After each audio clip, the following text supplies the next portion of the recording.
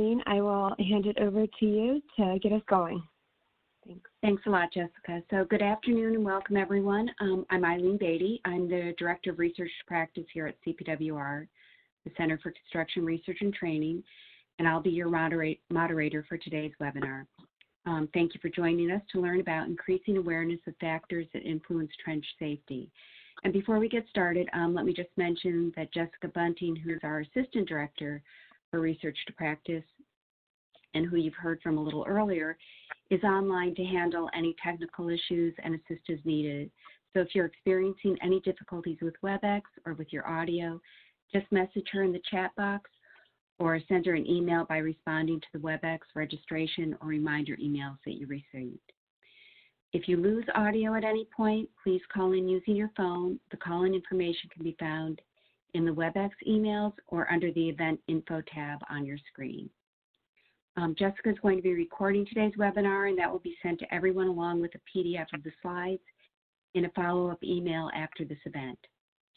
So as background for today's webinar, this came about through a collaborative effort between CPWR, OSHA, NIOSH, and United Rentals to focus attention on trench incidents, survey industry stakeholders to gain insights into the factors that may contribute to these incidents, and raise awareness of safe work practices and interventions.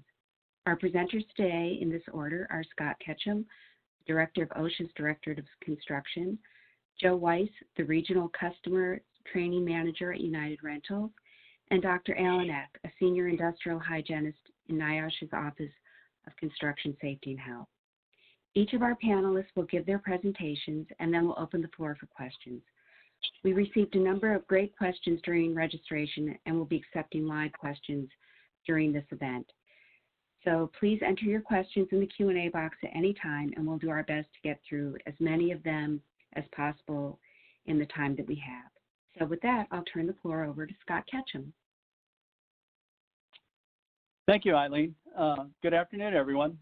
First of all, I'd like to thank CPWR for inviting me to be with you today during this important meeting. As Eileen mentioned, we had all been working together to study excavation and trenching and incident rates and things like that, and I'm going to discuss a little bit of that today with you. I also want to thank each one of you for the hard work you do every day in the construction field. My hope is that all of you, all attending on this, are safe and well, and that your families are as well in the current environment. I've served with OSHA as a safety specialist and industrial hygienist, and with industry as well, for over 29 years, and I'm totally committed to safety of our workers and to our strong nation. Having served in the field and in headquarters of OSHA, I've learned through practical experience as well as the policy side of the hazards we're going to discuss today. And so with that, as far as this presentation from the OSHA side, I'm going to talk to you about the top 10 construction violations found on construction sites, some inspection stats with a focus on trenching and excavation, our Focus 4 project, and specifically excavation incidents and our trenching initiative, which led on to the agency priority goal, which is for excavations and trenching. I'm also going to talk about some of our collaborative efforts with, as I mentioned earlier, with CPWR and other organizations as well, and the trenching stand down, and then give you some examples of trenching and excavation resources that OSHA has. So I'd like to start off by first pointing out that OSHA is 50. The Occupational Safety and Health Act was signed by President Richard Nixon in 1970. We are, as an organization, we're celebrating our 50th year of being an agency and of the Act. And so it's you know, it's a landmark legislation, and we're proud to be part of this organization and moving things forward today as well. A little bit about the construction industry. These numbers that you see here before you are the top 10 violations in construction. These were obtained at the end of fiscal year 19. We will provide updated information here shortly for the first 6 months of 2020, but you can see on there, as far as the top 10, there are quite a bit of conditions that OSHA has identified relating to falls. But number 6 is specific to what we're going to talk about today, which is the excavation requirements of 651 and 652. And so it's interesting to note that with all of our efforts from the compliance assistance as well as the enforcement side, that number 6 on our top 10 violations are the excavation requirements.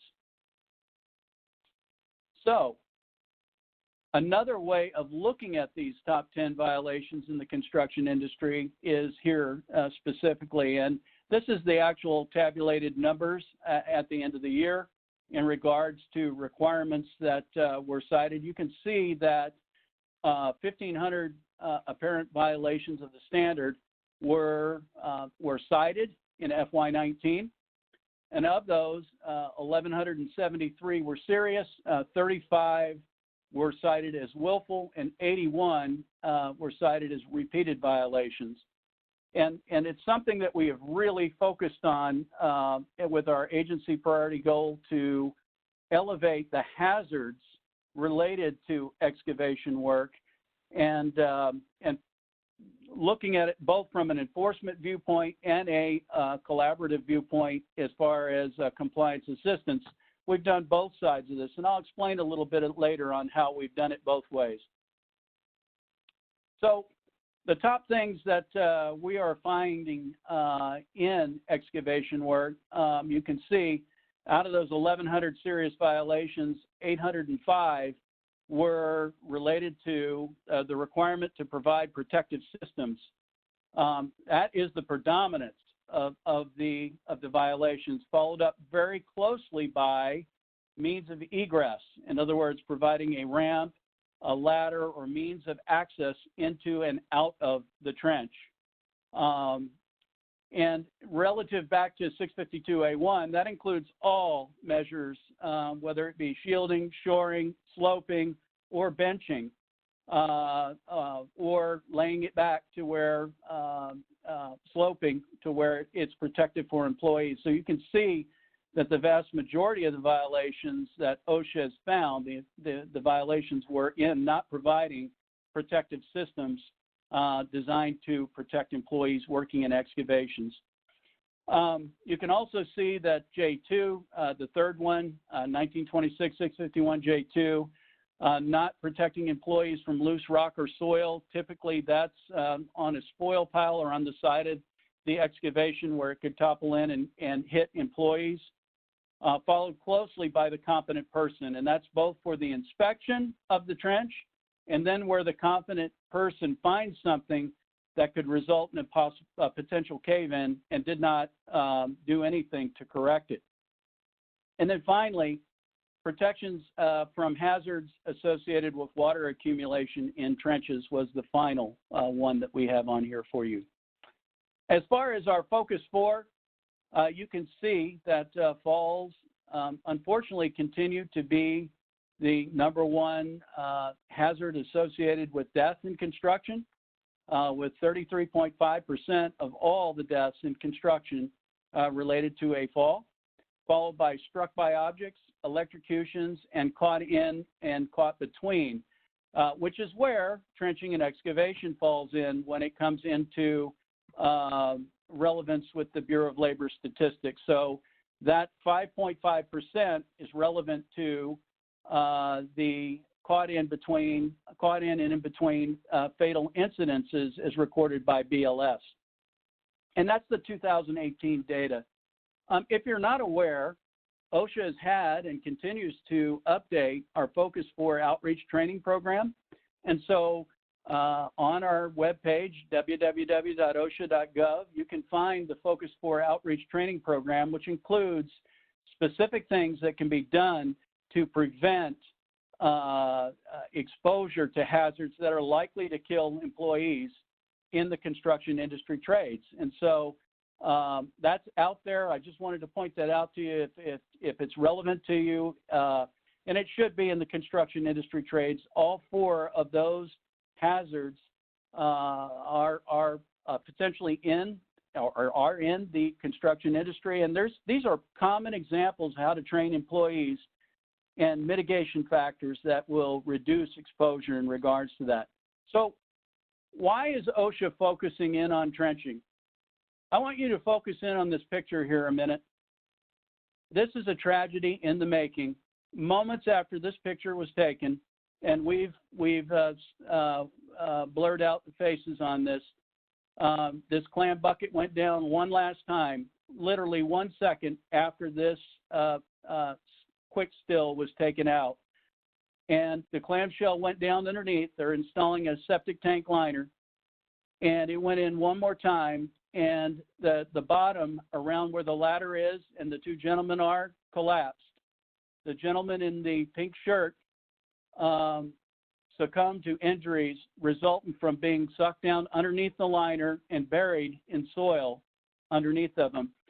Fortunately, it wasn't a double tragedy. The gentleman who is holding on to the clamshell managed to hold on to the clamshell and did not go under when the soil collapsed around him. This is why we're focusing in on trenching.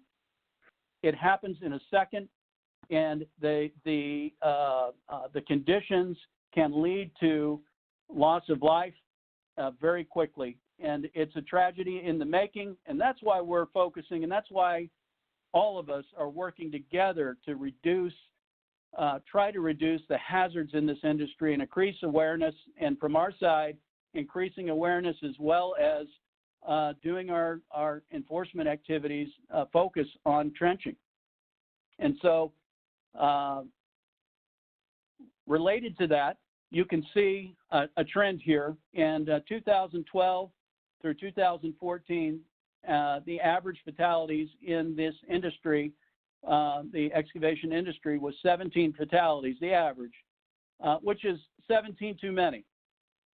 But you can see in 2015, 2016, there was a big surge in that number. And as a result of that, in early 2017, we got together at the Department of Labor and with OSHA, and as OSHA, came up with an agency priority goal. And it didn't start as the agency priority goal.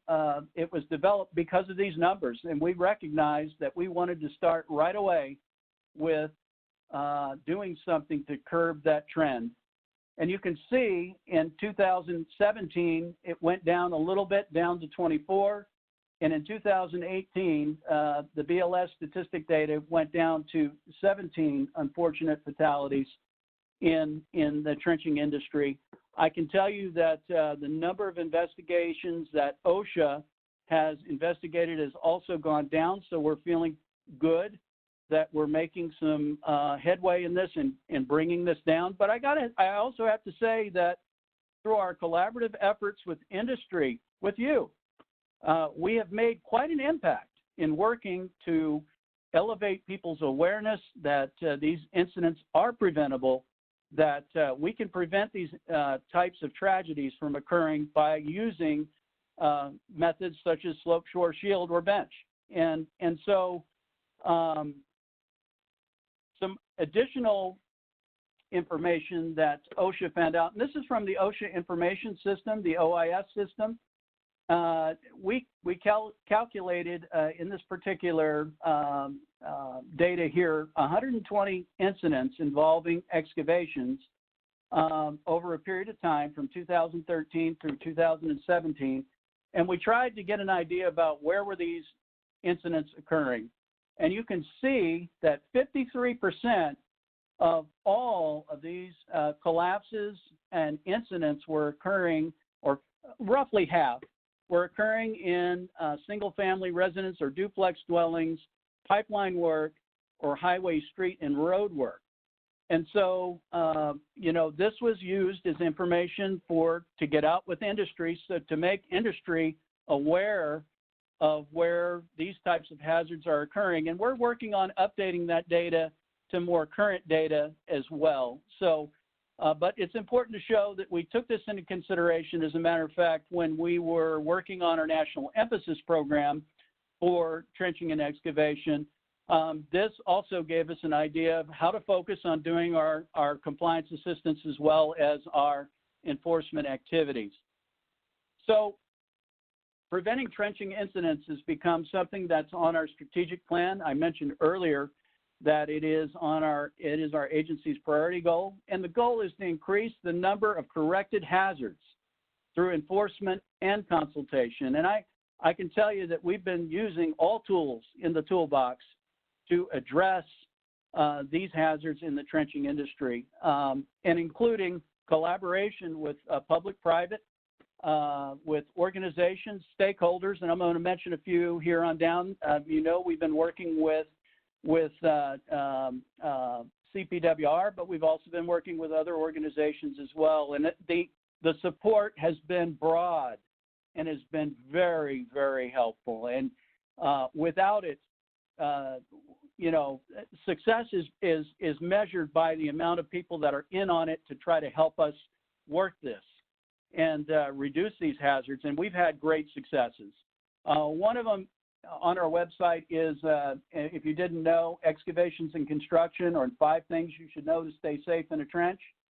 The Secretary of Labor also did a PSA, which is also on our website for you to look at. It's in English and Spanish as well, and we've done some real significant work, and all of it in concert with our friends in industry. So what I'm talking about is the Trenching Initiative, and this is something that OSHA has been working with everyone about to increase awareness and to reduce the hazards out there through preventive techniques such as enforcement, as well as compliance assistance. And this is what we're trying to stop. You know, in this particular picture, there is a supervisor looking down in a hole while employees are working in an excavation without any protection, any apparent protection. This is what we're trying to prevent. We're trying to prevent exposures like these that lead to tragedy. So our goals were to increase safety awareness and doing things like webinars. I've done dozens and dozens of webinars on trenching and excavation work over the last 3 years. Increasing awareness through public speeches, through our website, through our compliance assistance specialists, through our area directors, through our stakeholder groups, being involved, being engaged, reinforcing the value of using protective measures.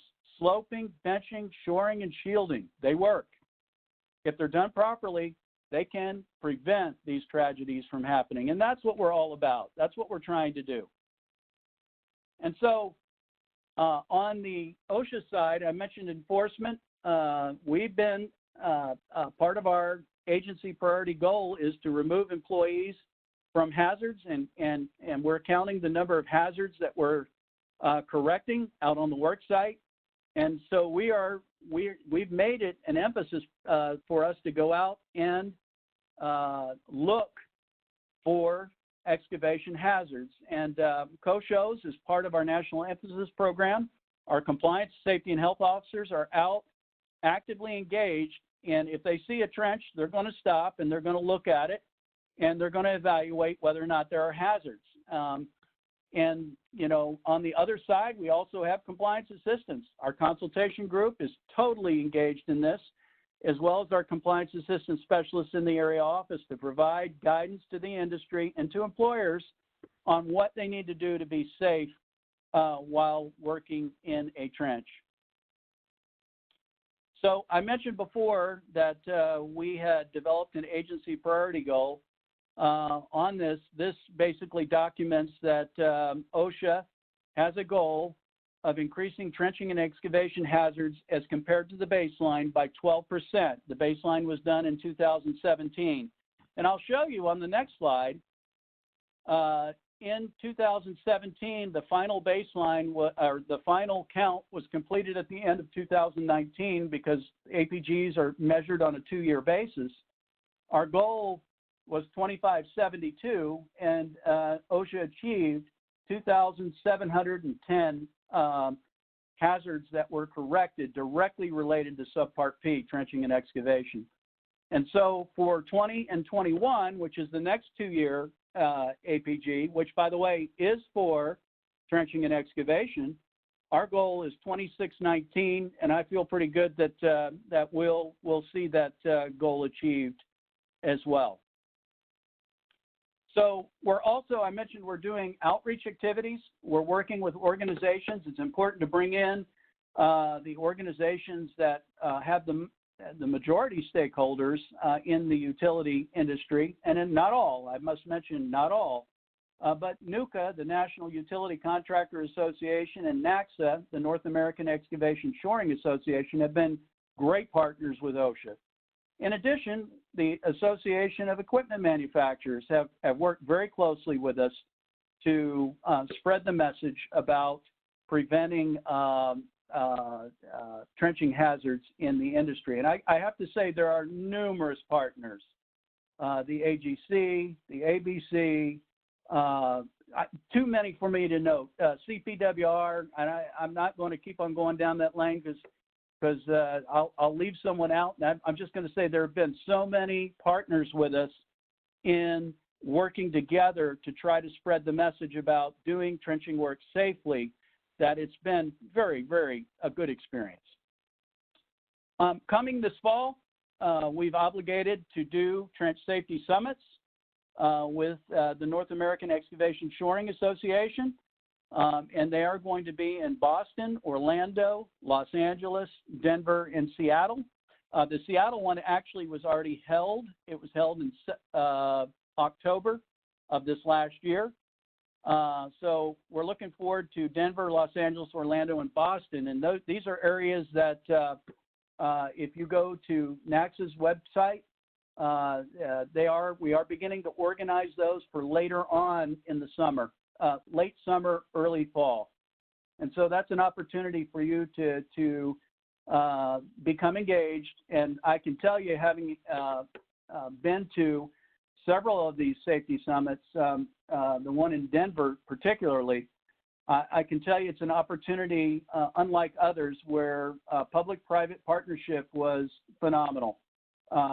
Trenching experts, OSHA experts, all working together, giving classes, in-class instruction, as well as actual physical trenches that were dug with shoring and shielding systems installed, as well as benching and sloping.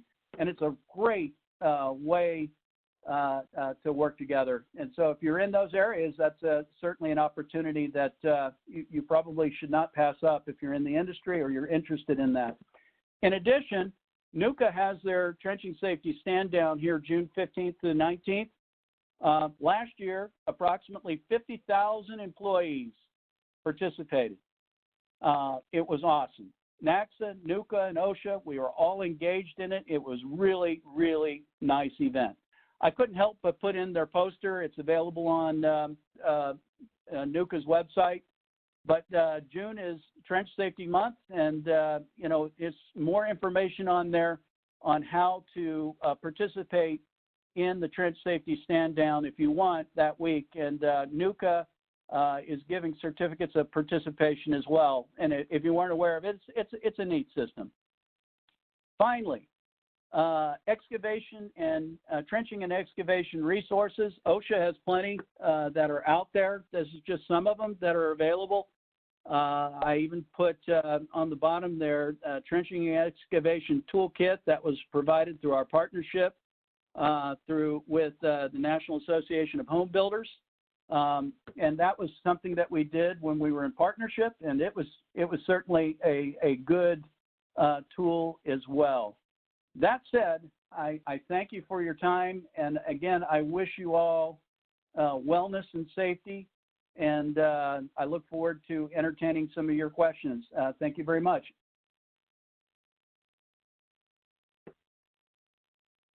Okay, Joe, All do right. you want to take it from here? Yes. Thank you, Scott. Appreciate that. I just want to start off by saying, United Rentals as a whole, we certainly see the responsibility we have as well in leading the awareness and improvements to our industry for just worker safety. And I just want to echo some of the things you said in this collaboration and effort of what we're about.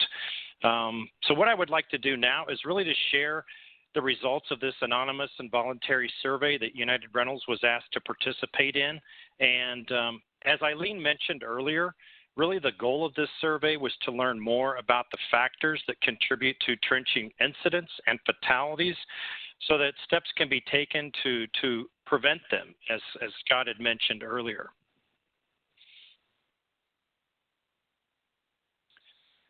So as you look at the overall survey responses that were received throughout this effort, you can see that over 2/3 of those that were represented were from workers that were attending United Rentals competent person training classes. But overall as a whole, we did receive over 17% response rate, which we were very pleased with.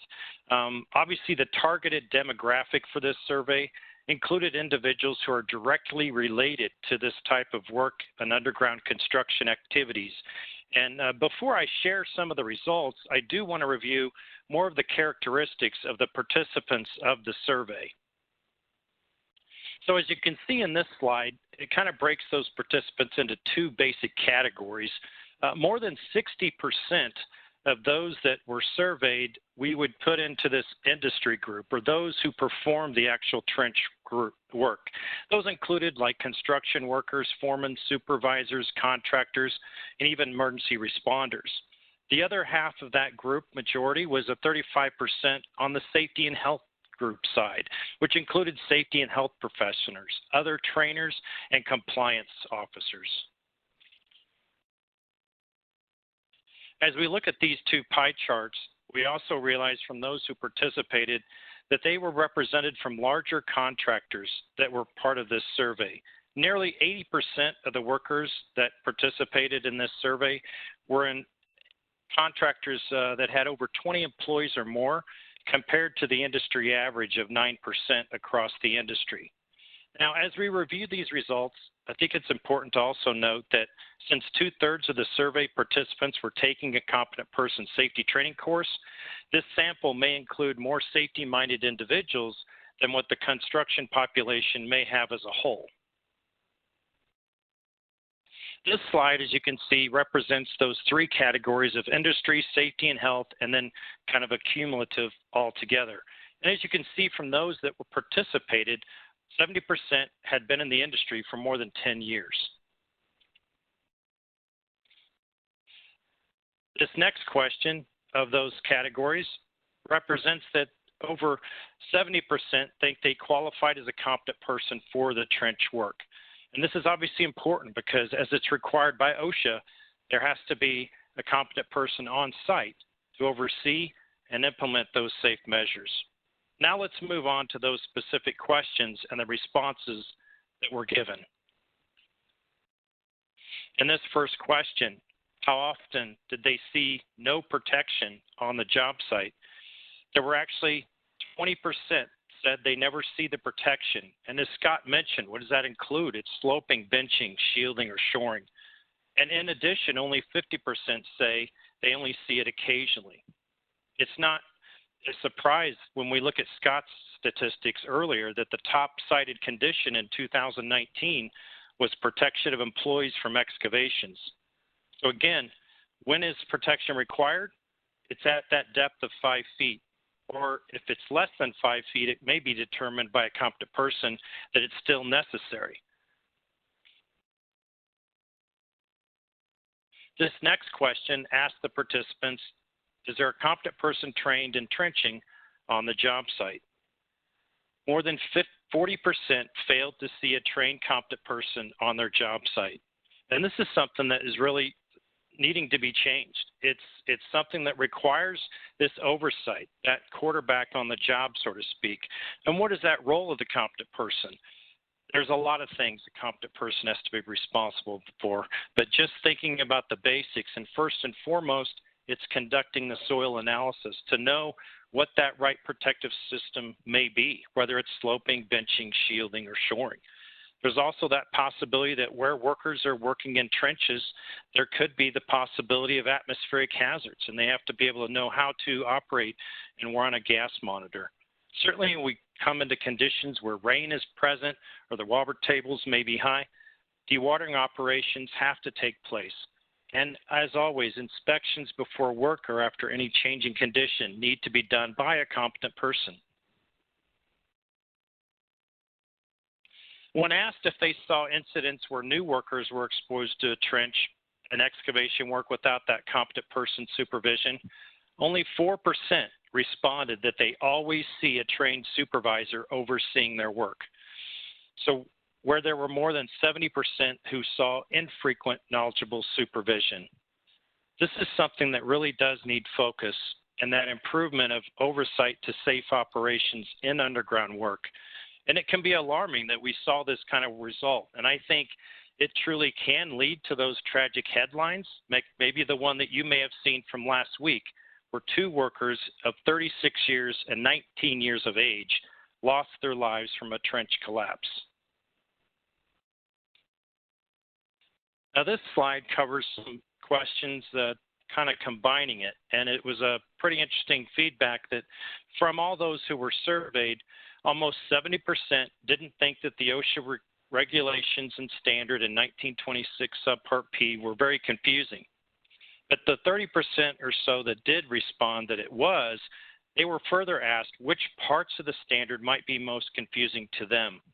And as you can see to the right of the slide, the top one reflected that over 57% had some confusion around sloping and benching, understanding what the depth and width requirements for that proper slope.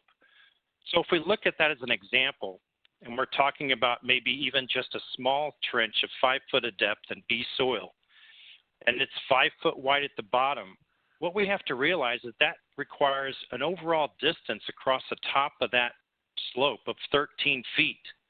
And so when we think about the proper sloping to get that proper angle in that example of 45 degrees, a lot of times the understanding of that calculation isn't possibly available because of easements or tight job sites and conditions. It's also important to know that many times there's operators or contractors that may try to do benching in soils that would not allow it. As an example, sea soil is not cohesive enough and can't allow for that type of sloping or benching to be the solution. You can see too that there's a concern about protective systems, a little bit of misunderstanding. I think that that's very important to be a part of whatever that competent person training is. It's not just enough to cover the laws and the 12 general requirements, but what is the understanding of the tabulated data, the application of that manufactured system so that it's used properly and safely. The next slide I want to talk about is where there was a misunderstanding of really carrying forward that protective system about installation, understanding manufacturer's tabulated data, and just the use of that equipment. And our results of the survey showed that 50% have some misunderstanding of the installation and the use of the trench safety equipment. So what I would like to add here again is that although the OSHA standard, as Scott had pointed out earlier, with the 12 general requirements that we've had in place in 1926 subpart P from the 1970s really haven't changed. But what has changed are manufactured systems and product innovations.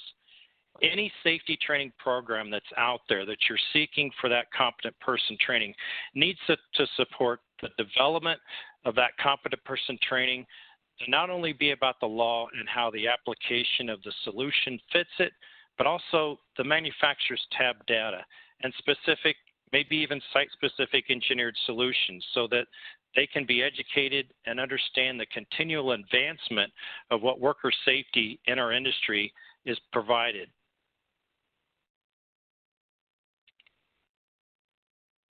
When asked what the biggest contributors to trench incidents or collapses, those that responded, it was resounding that 67% think there is a lack of proper training.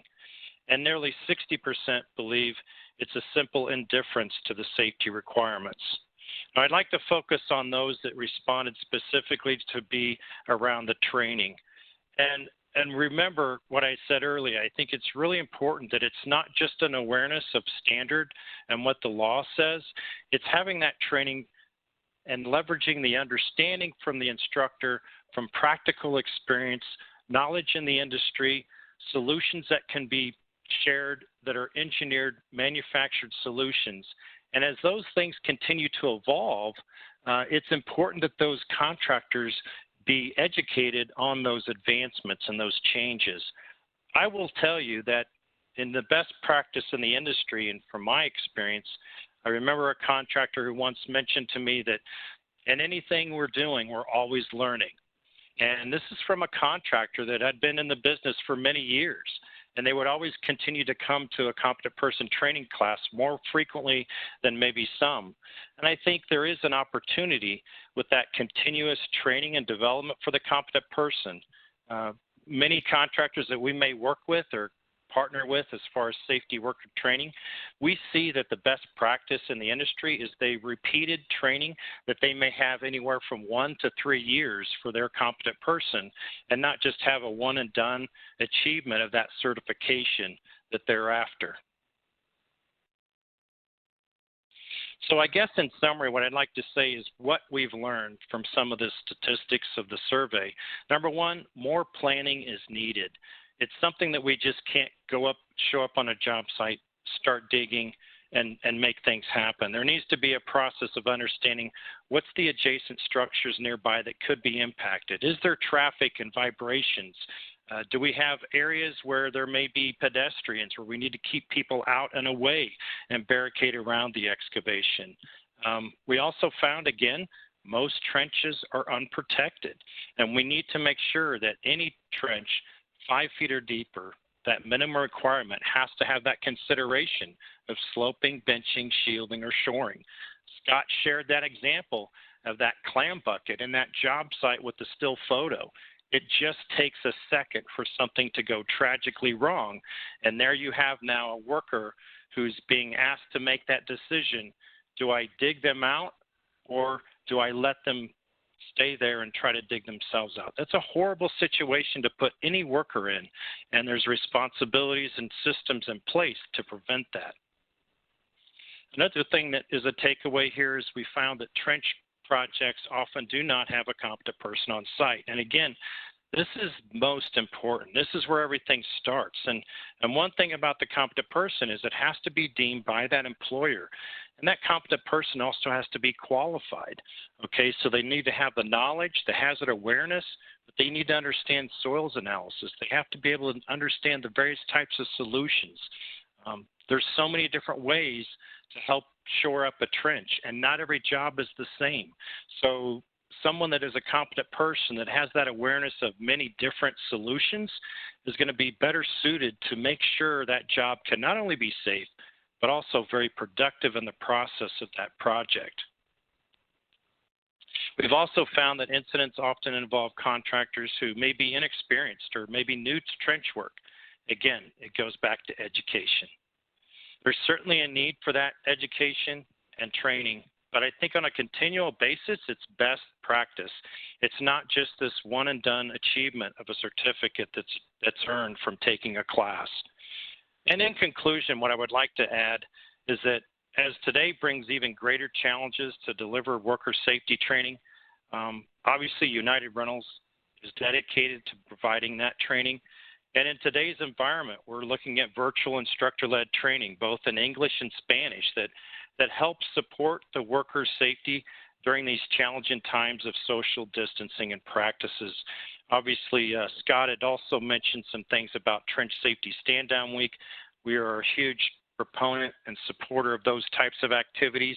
And because of those social distancing challenges, we're actually going to be releasing various webinars during that week that are, I think, going to be very helpful to the topics of what is a competent person, what are their responsibilities, some of the top myths of what we may have as a contractor that's trying to understand and apply the standards to a project. So I just want to basically, again, say thank you for being a part of this. And Alan, I'll go ahead and pass it over to you and look forward to questions at the end. Thank you. Thanks, everybody, for coming this afternoon, and thanks to my presenters for a great lead-off. My name is Alan Echt. I'm an industrial hygienist with NIOSH, and I'm going to talk about some alternatives to trenching today. Of course, the best way to prevent a trench collapse and, in turn, trenching fatalities is to use alternative methods where feasible. These alternatives to trenching would fall into the category of substitution in the hierarchy of controls. There will be many situations where trenchless alternatives can't be used, such as in emergencies, where trenching must be done right away. In addition, soil testing conditions, buried rocks, or the presence of existing utilities, or doubts about their location restrict the use of alternatives to trenching. It is important to note that some trenchless technologies require some trenching excavation to place equipment below grade. I'm by no means an expert in trenching. I'm not a civil engineer. But I'm going to talk about a few alternatives to open trenching that are found in the Federal Highway Administration publication, Manual for Controlling and Reducing the Frequency of Pavement Utility Cuts, Chapter 4, Reducing Pavement Cuts by Integrating Technology. And that's available at www.fhwa.gov/utilities/utility-cuts/man04.cfm. And I encourage interested audience members to review that publication for more details.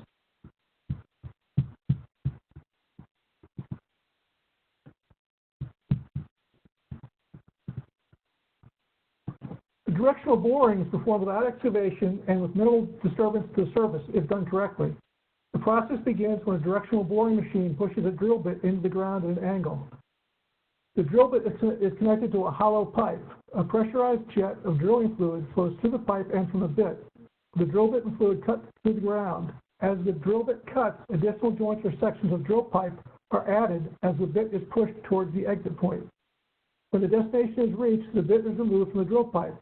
A reamer is connected to the end of the drill pipe if the bore diameter needs to be enlarged. The boring machine retracts the reamer while rotating the pipe. This process is repeated as needed to widen the bore. When the bore diameter is sufficiently larger than the diameter of the product pipe, the drill pipe is connected to a reamer which is joined to the product pipe with a swivel. The boring machine pulls the drill pipe, reamer, swivel, and new product pipe through the bore to complete the job. And while this process eliminates trenching hazards, there are other hazards associated with it. In 2018, for example, OSHA investigated a directional boring fatality where a worker's clothing was entangled in an auger. Alan, next, I'd like to... it's Jessica. You're coming through a little bit muffled, so can you just speak a little bit more slowly so we can hear you clearly? I'm not sure why you explained earlier, but I appreciate it. Thank you. Of course. So I'm going to talk about relining using cured-in-place pipe. Cured-in-place pipe, or CIPP, is the most popular water pipe repair method used in the U.S. for sanitary sewer and storm sewer pipes. The use of this method is also increasing for drinking water pipe repairs. Relining pipes eliminates the need for trenching and the associated trenching hazards. Approximately half of all damaged pipes are being repaired using CIPP technology. The CIPP procedure involves the chemical manufacture of a new plastic pipe called a CIPP inside a damaged water pipe. While this process also eliminates the hazards associated with trenching, the chemicals and processes involved may create new inhalation and dermal hazards. And I encourage you to read NIOSH blog for more information, including a detailed process description of CIPP.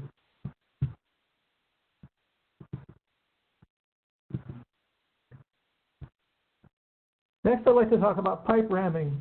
Pipe ramming is a trenchless pipe installation technique chiefly used in horizontal applications where an enclosed piston called the ram is used to drive a pipe or culvert into the ground with rapidly repeated strikes. The pipe is usually open at the end unless smaller diameter pipes are being installed.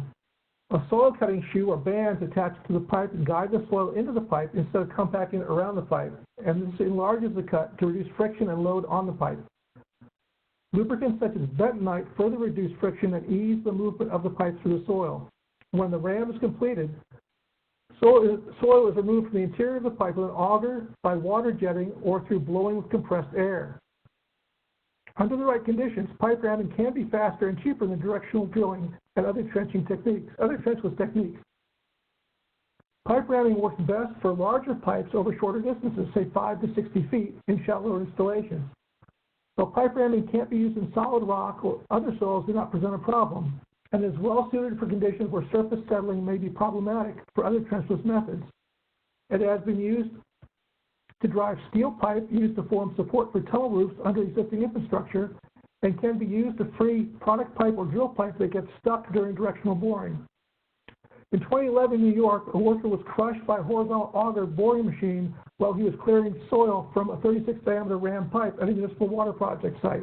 So this process, again, is not without its own risks.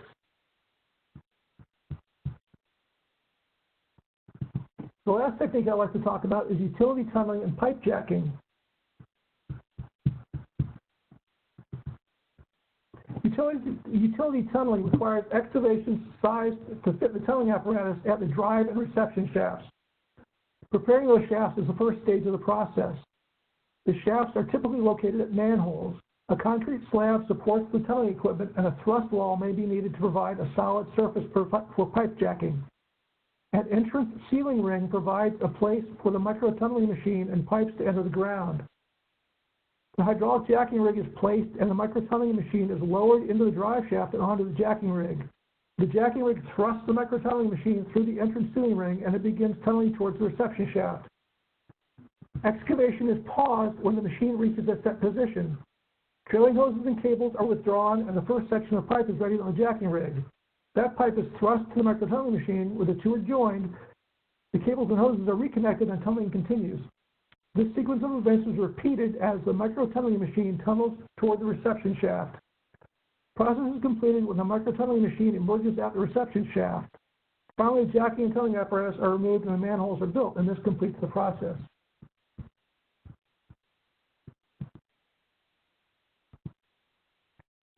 So these references will all be included in the PDF that you receive of the presentation. And I just want to make sure you understand that these are not the opinions of NIOSH or the CDC, and that mention of any company or products does not constitute endorsement by NIOSH or the CDC. And all the websites that are shown in NIOSH don't constitute endorsements, and they all worked as of the time of this presentation. Thank you very much for your time, and now I'll turn this back to Eileen. Okay, thanks, Alan, and thanks to all of our presenters this afternoon. Now we're going to open it up for questions, and we received several in advance, and several covered similar topics, so I may condense a few.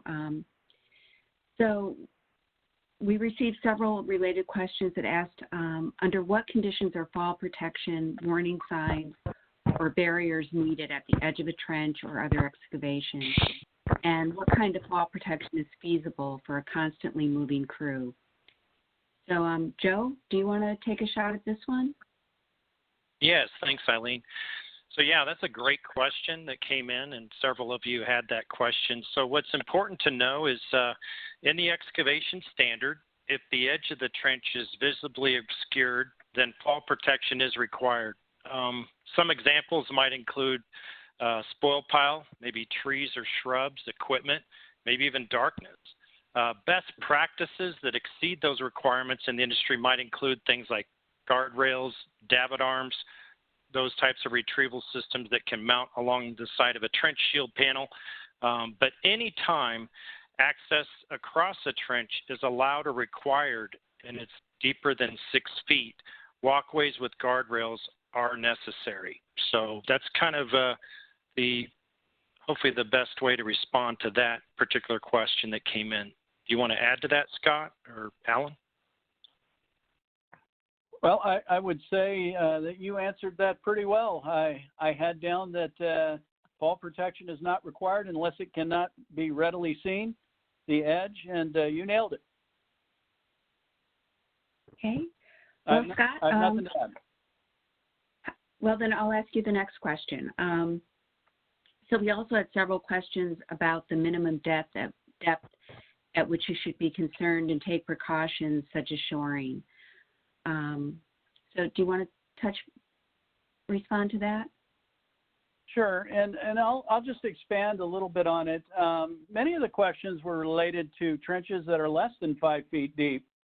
And while the standard doesn't necessarily require the protective systems in place, the requirement comes into effect at 5 feet. However, there is also a requirement in there if the competent person deems it to be unsafe, and that could be less than 5 feet, then they must have those systems in place. So it really comes down to the competent person and doing their duties and their knowledge of the conditions on that work site to determine whether or not an excavation less than 5 feet in depth requires some sort of benching, sloping, shoring, or shielding. And so many times I've been asked that by numerous employers in regards to that. It's clear that the competent person has a role, and the competent person's role is to determine the types of soils and the conditions of the soils and that trench, and determine what the appropriate protections would be. But the requirement does say 5 feet, unless the competent person finds something that would require it at less than that. And so I would tell you, in addition, that my friends we've collaborated with over in the North American Excavation Shoring Association shared a video of a young man in a state where he was in a 3-foot trench, and the trench collapsed. He was leaning over, and he was severely injured, ruptured spleen, broken back, various severe injuries in a trench that was less than 5 feet in depth. And so I always keep that in mind. It's up to the competent person to evaluate the trench, the excavation, to make sure that that it's safe. And if so, if not so, less than 5 feet, then they need to take action. Joe?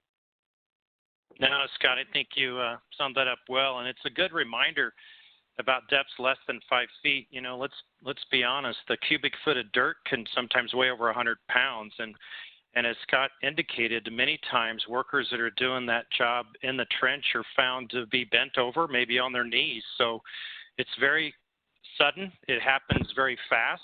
Those I've had a chance to meet and collaborate with, and safety messages that have survived trench collapses will tell you that they went to work not expecting that to ever happen to them.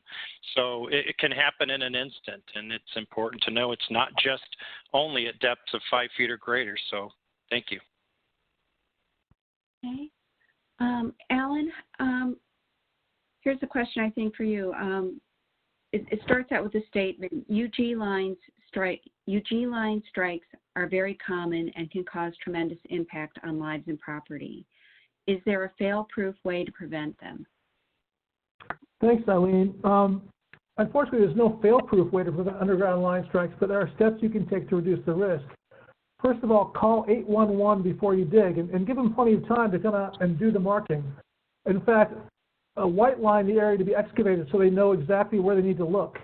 Work with the property owner to identify any utilities any private utilities on the property, and look for clues like conduits leading to an outbuilding on the property. And then work with the utilities, especially any not on the one-call ticket. Just reach out and make sure that they're covered. And then again, look for clues, and a sewer inspection crew can identify unmarked structures like cleanouts, drain pipes, and downspouts. And I think Joe or Scott, anything you want to add? I think that covered it pretty well, Alan. Scott, do you have anything else you would want to add to that? No, I don't. Okay. Well, Joe, here's one for you. What are the differences between doing trench work in the state of California versus other states? That's a good question. And really what we need to start with is understanding from a contractor's perspective is that there are state-led programs like OSHA. Other state examples might be Tennessee, Michigan, North Carolina. I know there's others, but they operate still under that minimum OSHA standard, but they never take away from the federal code. So if anything, they may have additional requirements. So just a minute ago, Alan was talking about the 811 requirement to do utility locates. So as a comparison and an example, for Cal OSHA, if that particular contractor, besides just calling the call before you dig and the 811 services, if they're working within 10 feet of a fiber optic line, they have to have a face-to-face meeting with the owner to determine the exact location prior to digging. So again, it's important to just understand the minimum requirements for federal always is the baseline, and anything in a state-led program like Cal OSHA may have additional requirements to have to be met. Will you want to add anything more to that, Scott? Yeah, sure. I would say that while the requirements can be different in states, you can also access that information from OSHA's webpage for our state plans, where you can where you look for an OSHA office, say like in in California, and we have links on there to the state webpage that will get you to where you need to go in regards to their state requirements. So it'll take you to their general webpage, but it'll get you to where you need to go for the state requirements. And we also have monitoring offices in each one of the state plans or assigned to monitor state plans are partners. There are partners in OSHA. And I would say that if you have questions, I would obviously, typically having been in a state plan office myself up in Alaska, I would defer questions to my state counterparts, but I'm also always willing to help and assist the public. So you can go to our webpage on OSHA.gov, and it'll take you to the state plans website if you're interested in those areas, or you can call your federal office, and they'll get you where you need to go as well. Okay. So we have many more questions, but we have some that cover that I can group into specific topic areas. So, Scott, we had a few questions about confined space, and does OSHA consider a trench to be a confined space? Well, I'll have to go directly to the standard under Subpart AA of 1926 for confined spaces, and in the scope, it excludes Subpart P.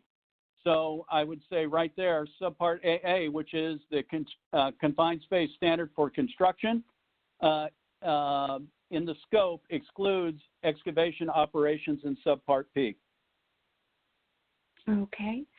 Yeah, and if I could add too, I think that's a great point about the differences.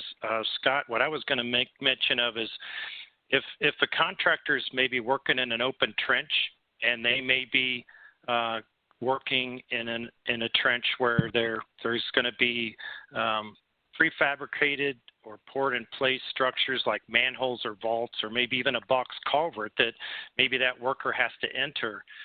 When they get to those situations, they would need to try to follow that confined space and construction requirement to basically do that identification of it as a possible confined space, and then determine if it's permit required, alternate entry, or non-permit, and it can only be determined by first and foremost checking that atmosphere with the gas monitor. Good point, Joe. And as well, in Subpart P as well has air monitoring requirements when contaminants are in the trench, and also rescue equipment as well. So we can't forget that that's also required in Subpart P. Okay, we're getting near the end of the webinar, but if I just have two more questions for all of you. So what are acceptable ways to shore a trench? Plywood, and then the questioner, the person asking the question said plywood and wood bracing, question mark. So Joe or Scott, do you want to take that one on? I'll try and see where I can start us maybe. So the key word in that question, I think, is acceptable. And there's a lot of factors that a competent person has to consider to meet that acceptable solution. First and foremost, it has to start with them identifying the soil type that they're working in. And so that way they can determine, is it going to be stable rock type A, B, or C?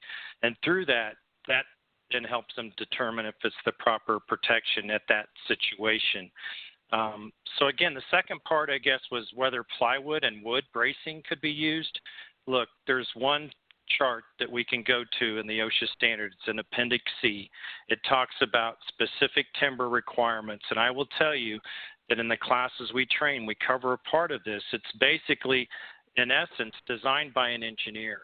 And a lot of the materials we're talking about here have to meet a certain bending strength criteria for the wood. And this isn't the kind of lumber you're going to find at a Menards, Lowe's, or Home Depot. But again, maybe the more common solution that we've seen and can be a better balance to ensure that safety and productivity is there is really maybe the combination in that example of using a modular bracing system like perhaps an aluminum hydraulic shore, and then 2 sheets of 3/4 inch CDX plywood against each rail. So again, the combination of using that timber, but then an application of a solution that can be installed from the top of the trench in a safe manner is the best way to go in that scenario. Okay. Well, I'll do one last question. Oh, sorry, Scott. Go ahead, please. Oh, I would just add that there are a variety of solutions out there. But most importantly is if you're going to use a solution that is manufactured, you need to follow the manufacturer's guidance on that. And if you're not going on how to properly set it up and utilize it, if you're going to create your own, as Joe had mentioned, the requirements for obviously experience for doing that type of work and potentially a professional engineer, depending upon the depth. You're going to have to know that type of data and what it's designed to, what type of pressures it's designed to handle. So I would just state that it's important that you have those considerations. Just backing up what Joe said on the in cases like that, in most cases like that, it's going to require a professional engineer or an engineer's analysis. Okay. Well, we do have more questions, but we're at the end of our time for the webinar, so I'd like to thank all the panelists and all of the participants in today's panel. And as Jessica mentioned, she'll be following up, sending a copy of the slides, and I'm sure our panelists would be happy to answer other questions in the future. Well, I'm volunteering you to answer questions in the future, so thank you all. And I'll also be sending out a recording that includes the Q&A for those asking. Thanks, Eileen. Thank you to our presenters. Thank you. So that ends our webinar this afternoon. You're very welcome. Thank you very much. Thank you, everyone.